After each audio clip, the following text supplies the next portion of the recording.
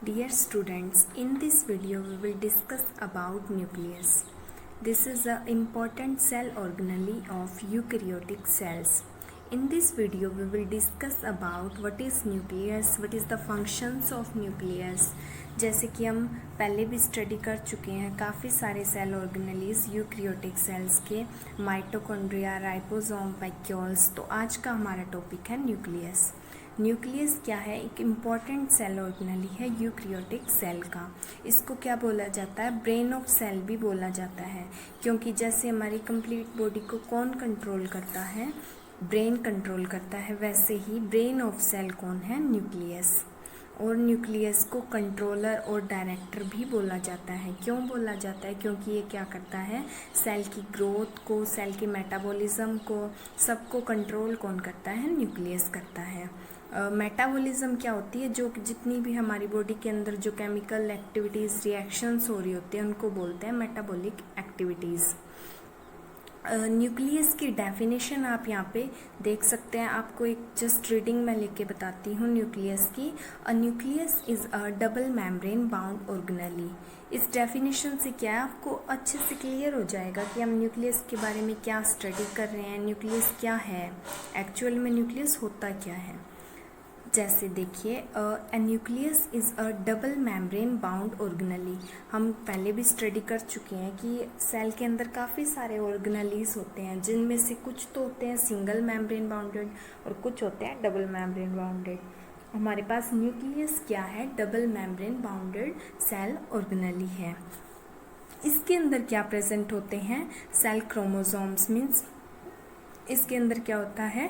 Genes present होते हैं, chromosomes, और मान लीजिए जेनेटिक मटेरियल है वो प्रेजेंट होता है। Control the activities of the cell. ये क्या करता है? सेल की एक्टिविटीज़ को कंट्रोल करता है, बिकॉज ये क्या है? हमारी सेल का ब्रेन है। Pores in the nuclear membrane. अभी हम स्ट्रक्चर में आगे रीड करेंगे कि न्यूक्लियस में क्या है। जो मेम्ब्रेन है हमारे पास डबल मेम्ब्रेन बाउंडेड है, उनमें क्या होते हैं? पोर्स भी प्रेजेंट होते हैं। वो क्या करते हैं? Allow for the passage of molecules in and out of the nucleus. वो पोर्स क्या हेल्प करेंगे? पोर्स हेल्प करेंगे किसी भी थिंग को, मीन्स कोई भी मटेरियल होगा उसको न्यूक्लियोप्लाज्म और साइटोप्लाज्म में ट्रांसफ़र कराने के लिए। अभी मैं आगे आपको बताऊंगी कि कहाँ पे होता है साइटोप्लाज्म और न्यूक्लियोप्लाज्म। अब नेक्स्ट है the fluid inside the nucleus surrounded by nuclear membrane. उसे क्या बोलते हैं? न्यूक्लियोप्लाज्म। मीन्स जो फ्लूइड प्रेजेंट होता है इनसाइड द न्यूक्लियस, न्यूक्लियस के तो अंदर, और surrounded by nuclear membrane. Nuclear membrane उसको सराउंड करके रखती है, उसे क्या बोलते हैं? न्यूक्लियोप्लाज्म। उसके अंदर एक फ्लूइड प्रेजेंट होता है। जैसे सेल में जो फ्लूइड प्रेजेंट होता है उसे हम बोल देते हैं साइटोप्लाज्म, और न्यूक्लियस में जो फ्लूइड प्रेजेंट होगा उसे हम क्या बोल देंगे? Nucleoplasm. It controls the cell growth, reproduction. अभी मैंने आपको बताया कि न्यूक्लियस क्या क्या चीज़ें कंट्रोल करता है। सेल की ग्रोथ को, रिप्रोडक्शन को कैसे करता है? क्योंकि इसके अंदर क्या होते हैं? हेरिडेटरी इन्फॉर्मेशन होती है। It is covered by a layer called nuclear membrane. जैसे हमारी सेल के भी आउटर साइड पे एक मेम्ब्रेन प्रेजेंट होती है जो सेल को एम्बेड करके रखती है, उसको क्या बोल देते हैं? Cell membrane. और जो न्यूक्लियस के बाहर जो मेम्ब्रेन है उसे क्या बोल देते हैं? Nuclear membrane. और हेरिडेटरी इन्फॉर्मेशन को ये क्या करती है? अपने अंदर स्टोर करके रखती है। हेरिडेटरी इन्फॉर्मेशन कौन सी होती है? मान लीजिए हमारे पास ये है एक पेरेंट बॉडी और ये यहाँ पे है डॉटर बॉडीज़। पेरेंट बॉडी से जो डॉटर बॉडीज़ हैं उनके अंदर जो इंफॉर्मेशन ट्रांसफ़र होगी, मीन्स जो करेक्टर्स होंगे वो जीन के थ्रू इनमें क्या होंगे? ट्रांसफ़र होंगे। वो क्या होंगी? Hereditary information. डीएनए हमारे पास क्या है? जेनेटिक मटेरियल है। अब हम देख लेते हैं न्यूक्लियस स्ट्रक्चर। न्यूक्लियस का स्ट्रक्चर, एक सेल होती है हमारे पास, सेल के सेंटर में सबसे जो लार्जेस्ट ऑर्गेनेली प्रेजेंट होता है वो होता है, लार्जेस्ट स्ट्रक्चर प्रेजेंट होती है वो है न्यूक्लियस। हमारे पास जितने भी ऑर्गेनेली होते हैं सेल के अंदर, उनमें से सबसे जो लार्जेस्ट होता है वो न्यूक्लियस होता है। और न्यूक्लियस में क्या क्या मेन इम्पॉर्टेंट स्ट्रक्चर्स प्रेजेंट है वो है हमारे पास। फर्स्ट है न्यूक्लियर मेम्ब्रेन। न्यूक्लियर मेम्ब्रेन है मीन्स अभी हमने बात की है डबल मेम्ब्रेन बाउंडेड है। फर्स्ट मेम्ब्रेन ये हो गई और ये जो सेकंड वाली मेम्ब्रेन है ये होती है हमारे पास न्यूक्लियर मेम्ब्रेन। न्यूक्लियर मेम्ब्रेन का क्या काम, इसको न्यूक्लियर मेम्ब्रेन भी बोल देते हैं या फिर न्यूक्लियर एनवेलप भी बोल देते हैं। ये न्यूक्लियस को एम्बेड करके रखता है, ठीक है। फिर सेकंड हमारे पास जो है इसका मेन स्ट्रक्चर है वो है न्यूक्लियोप्लाज्म। न्यूक्लियोप्लाज्म क्या होता है, जो न्यूक्लियस के अंदर एक फ्लूइड प्रेजेंट होता है उसे हम क्या बोल देते हैं, न्यूक्लियोप्लाज्म। न्यूक्लियोप्लाज्म में काफ़ी सारी चीज़ें प्रेजेंट होती हैं, जैसे enzyme, protein, nucleic acid, lipids, minerals और न्यूक्लियोटाइड्स, और भी काफ़ी सारी चीज़ें प्रेजेंट होती हैं न्यूक्लियोप्लाज्म में। और अब हमारे पास है थर्ड जो हमारे पास पॉइंट है वो है, इसमें न्यूक्लियस में काफ़ी सारी चीज़ें प्रेजेंट है, तो नेक्स्ट है वो क्या है, क्रोमेटिन। ये जो आपको थ्रेड लाइक स्ट्रक्चर दिख रहे हैं मीन्स जेनेटिक मटेरियल है, प्रेजेंट है in the form of DNA. साथ में इसमें क्या होता है, हिस्टोन प्रोटीन भी होता है। ये जो थ्रेड लाइक स्ट्रक्चर्स दिख रहे हैं ये क्या है, क्रोमेटिन, जो कि हेल्प करते हैं हेरिडिटरी इंफॉर्मेशन को ट्रांसफ़र करने में। और आप यहाँ पे देख सकते हैं कि ये जो न्यूक्लियस है इसकी ये जो हमारे पास मेम्ब्रेन है ना, ये बिल्कुल एक जैसी नहीं होती। इट मीन्स कि इन यहाँ पे पोर्स प्रेजेंट है, ये सिमिलर नहीं है, कंप्लीट नहीं है, इनमें छोटे छोटे पोर्स बने होते हैं। ये पोर्स किस चीज़ में हेल्प करते हैं, ये पोर्स हेल्प करते हैं कोई भी चीज़ को ट्रांसफ़र करने में। साइटोप्लाज्म जो कि सेल में प्रेजेंट होता है और न्यूक्लियोप्लाज्म जो कि न्यूक्लियस में प्रेजेंट है, इन दोनों के बीच में जो मटेरियल ट्रांसफ़र है वो किसकी मदद से होता है, न्यूक्लियर पोर की हेल्प से, ठीक है। और अब हम देखते हैं कि यहाँ पे एक और स्ट्रक्चर प्रेजेंट है, कौन सा, वो है न्यूक्लियोलस।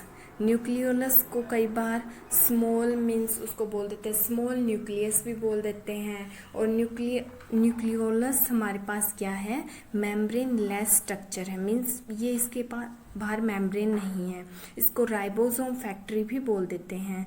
क्यों बोल देते हैं, क्योंकि राइबोसोम क्या होते हैं, प्रोटीन सिंथेसिस करवाते हैं राइबोसोम, और राइबोसोम की सिंथेसिस या मैन्युफैक्चरिंग कहाँ होती है, न्यूक्लियोलस में होती है। और ये जो हमारे पास न्यूक्लियर मेम्ब्रेन है ना, ये किस चीज़ से मिलकर बनी होती है, made up of protein and lipids. Mostly जितने भी हमारे पास सेल ऑर्गेनेलीज हैं उनकी जो आउटर मेम्ब्रेन है या फिर उनकी जो मेम्ब्रेन बनी होती है वो किस चीज़ से मिलकर बनी होती है, प्रोटीन और लिपिड से मिलकर ही बनी होती है।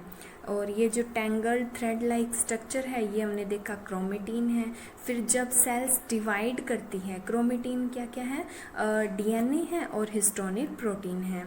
जब सेल डिवाइड करती है तब क्या होता है, ये जो टैंगल्ड थ्रेड लाइक स्ट्रक्चर है अपने आप को कन्वर्ट कर देती है क्रोमोसोम में, एक नया स्ट्रक्चर तैयार होता है, उनको क्या बोल देते हैं, क्रोमोसोम। क्रोमोसोम में भी आप यहाँ पे आर्म्स देख सकते हैं, इन आर्म्स को बोल देते हैं क्रोमेटिड्स। और ये जो ये दोनों क्रोमेटिड्स हैं, मान लीजिए ये दो हैं और इधर ये दो है, ये अटैच किसकी मदद से होते हैं, मीन्स जुड़े होते हैं एक दूसरे से, किसकी हेल्प से, सेंट्रोमियर की हेल्प से। ये जो डार्क आपको राउंडेड स्ट्रक्चर दिख रहा है ये हमारे पास क्रोमोसोम। अगर थोड़ा बहुत आपको क्रोमोसोम के बारे में बताऊं तो क्रोमोसोम क्या होते हैं, हर एक स्पेसिफिक मतलब अलग अलग स्पीशीज़ के लिए स्पेसिफिक क्रोमोसोम्स होते हैं, क्रोमोसोम नंबर होते हैं स्पेसिफिक। जैसे ह्यूमन सेल्स में कितने होते हैं, 46 क्रोमोसोम्स होते हैं, क्योंकि जब फर्टिलाइजेशन होता है तब 23 एक गैमेट से जैसे कि एग सेल से और 23 अनदर जैसे स्पर्म सेल से मिलकर फिर से क्या बना देते हैं, 46 क्रोमोसोम बना देते हैं। और हमारे पास फंक्शन क्या है न्यूक्लियस के, ये क्या है, पहला हमने देखा कि क्या है, कंट्रोल सेंटर है सेल का। क्यों, क्योंकि ये ब्रेन ऑफ सेल है। और सेकंड क्या है, कंटेन हेरिडेटरी मटेरियल, जैसे कि आपको मैंने पहले बताया पेरेंट सेल से डॉटर सेल में जो जेनेटिक मटेरियल, जेनेटिक इन्फॉर्मेशन जो ट्रांसफ़र करता है वो कौन करवाता है, न्यूक्लियस के अंदर जो मटेरियल प्रेजेंट होता है। और नेक्स्ट है डायरेक्ट प्रोटीन सिंथेसिस, इसमें एक स्ट्रक्चर प्रेजेंट है न्यूक्लियोलस, उसमें क्या होती है, मैन्युफैक्चरिंग ऑफ राइबोसोम होती है, जो कि फिर आगे जाकर क्या करता है, साइटोप्लाज्म में ट्रांसफ़र होने के बाद वहाँ से प्रोटीन सिंथेसिस करवाता है। और नेक्स्ट है inside the nucleus at the region of nucleolus synthesis of ribosomes आकर, ये पॉइंट हम अभी रीड कर चुके हैं। आप देखेंगे कि न्यूक्लियस है वो मोस्टली हर सेल में प्रेजेंट होता है, लेकिन जिन सेल में प्रेजेंट नहीं होता उनकी लाइफ स्पैन क्या होती है, कम होती है। जैसे कि हमारे पास एग्जांपल है आरबीसी में क्या होता है, न्यूक्लियस अब्सेंट होता है, रेड ब्लड सेल में न्यूक्लियस प्रेजेंट नहीं होता। और हमारे पास कुछ ऐसी सेल्स भी होती है जिनके अंदर क्या है, न्यूक्लियस मोर देन वन भी प्रेजेंट होता है। जैसे कौन सी सेल्स है हमारे पास, ओस्टियोक्लेसिस, जो कौन सी सेल्स होती हैं, bone breaking cells. I just hope this lecture will be very helpful for you. Thank you.